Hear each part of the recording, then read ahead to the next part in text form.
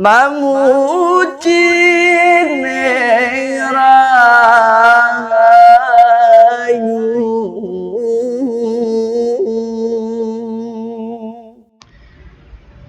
Assalamualaikum warahmatullahi wabarakatuh. Perkenalkan, saya Dwi Nugroho, NIM 3220010, Program Studi Ilmu Hadis IAIN Pekalongan.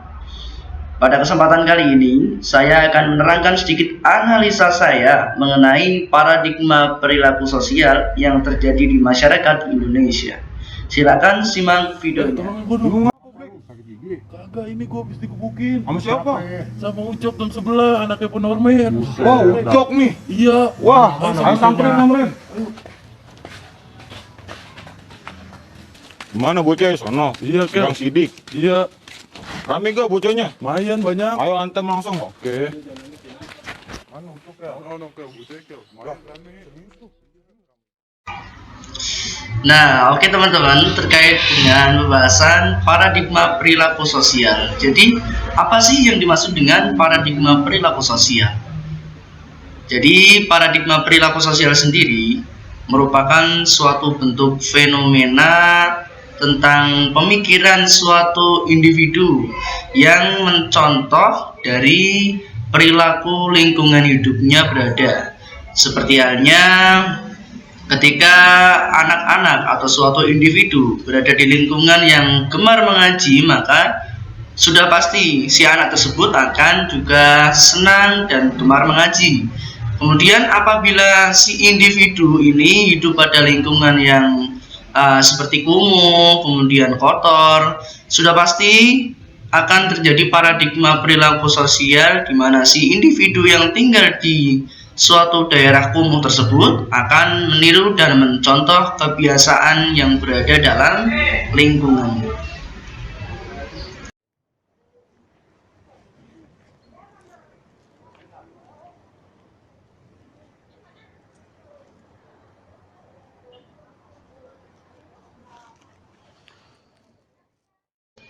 Nah, itu tadi teman-teman terkait dengan video paradigma perilaku sosial yang terjadi di masyarakat Indonesia.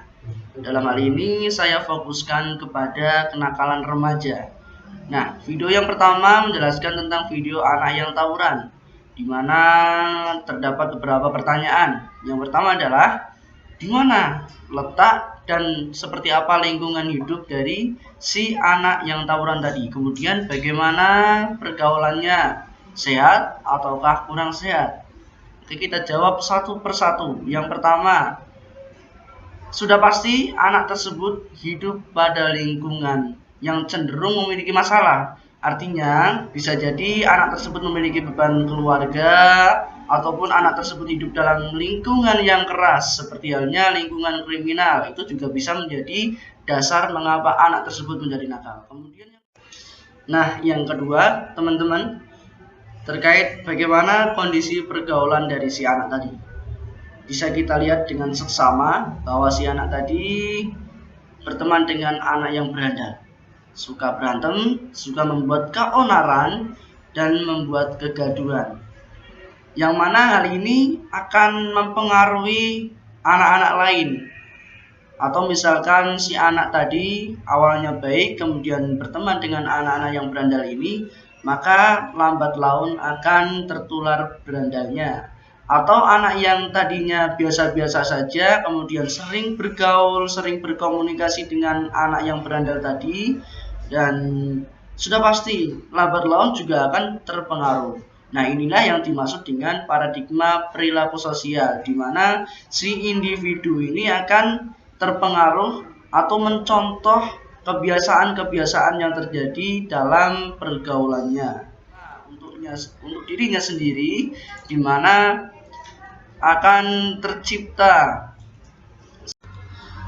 Akan tetapi teman-teman, terkait dengan perspektif paradigma perilaku sosial terhadap kenakalan remaja, ini juga bisa kita kaitkan dengan bagaimana kondisi lingkungan hidupnya. Seperti halnya anak-anak yang berada di lingkungan prostitusi atau lingkungan lokalisasi, itu juga bisa terpengaruh dengan seks bebas karena budayanya sangat kental di sana.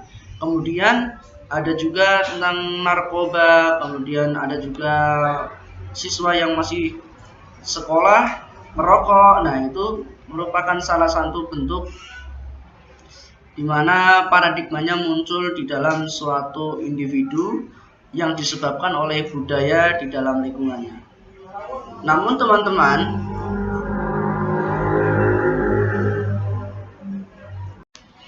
teman-teman, terkait tentang pendapat atau pandangan dari si individu terkait lingkungan hidup atau pergaulannya, sebenarnya ini juga tidak menjadi acuan yang pasti, tidak menjadi dasar yang pasti. Karena apa? Terkait keputusan itu berada di tangan masing-masing. Ada yang memilih untuk mengikuti budayanya yang sudah jelas budayanya jelek. Kemudian ada yang memilih untuk tidak mengikuti budaya yang sedemikian rupa. Karena ada suatu fondasi yang kuat dari si anak tadi. Nah, fondasi ini yang dimaksud seperti halnya karena kita berada di lingkup Institut Agama Islam Negeri Pekalongan, maka sudah pasti kita dididik untuk menjadi mahasiswa atau seseorang individu yang religius dan juga agamis. Dalam hal ini bisa kita kaitkan dengan paradigma perilaku sosial dan juga cara menanggulanginya. Nah, yang sudah kita ketahui bersama bahwa setiap kali penyelesaian kenakalan-kenakalan remaja itu hanya melibatkan tentang unsur positivistik, di mana hanya melampirkan bukti-bukti yang empiris, yakni seperti lingkungannya seperti apa, kemudian ada ndak seperti masa lalunya, kemudian ada juga pengaruh orang tuanya, kemudian ada juga memang pilihan dari si anak tersebut atau si pelaku kenakalan remaja tersebut. Namun yang ditinggalkan dari semua atau kebanyakan peneliti di mana tidak melampirkan aspek-aspek metafisis. Yang pada hal ini aspek metafisis yang dimaksud yakni adalah unsur religius agamis. Unsur metafisis yang dimaksud terkait religius dan juga agamis ini juga perlu kita lihat. Si pelaku kenakalan remaja ini memiliki nilai religius seberapa tingkatnya, rendah ataukah tinggi. Namun hal ini juga bisa menjadi sebuah patokan. Karena apa? Kita bisa melihat para cendekiawan muslim atau cendekiawan dunia yang berhasil pada penelitiannya itu memiliki sebuah nilai religius atau nilai agamis yang tinggi, dan itu merupakan sebuah fakta. Nah, ini juga bisa menjadi sebuah pandangan baru terhadap nantinya para peneliti-peneliti untuk menyelesaikan atau mencari solusi terkait dengan kenakalan remaja yang pada intinya terkait dengan aspek metafisis, religius, dan agamis dari si anak yang nakal atau yang melakukan kenakalan remaja.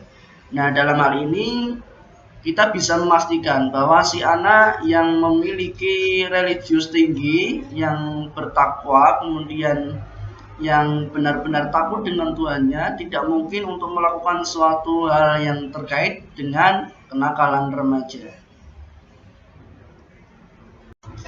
Nah, kemudian bagaimana sih contoh dari paradigma perilaku sosial yang baik? Mari kita simak. Untuk menjadi orang besar,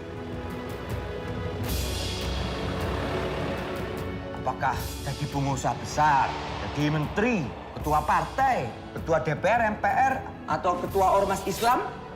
Berkarat, Ustaz. Bukan itu yang saya maksud orang besar.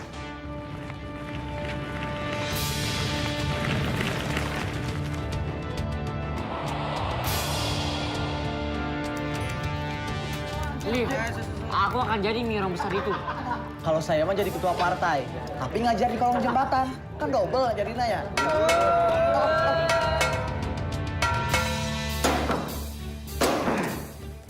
Ingat, bukan yang paling tajam. siapa yang bersungguh-sungguh, dia yang akan berhasil. Manjada wajada. Manjada wajada. Manjada wajada.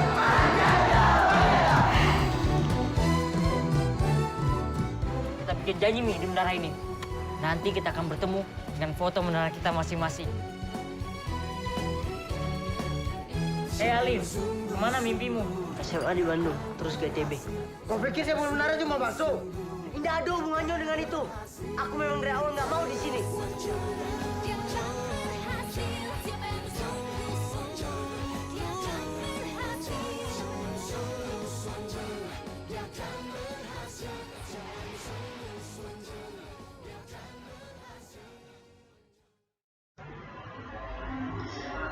Tadi sudah kita tonton yang pertama, yakni tentang keberadaan kaum santri di dalam suatu lingkup kemasyarakatan.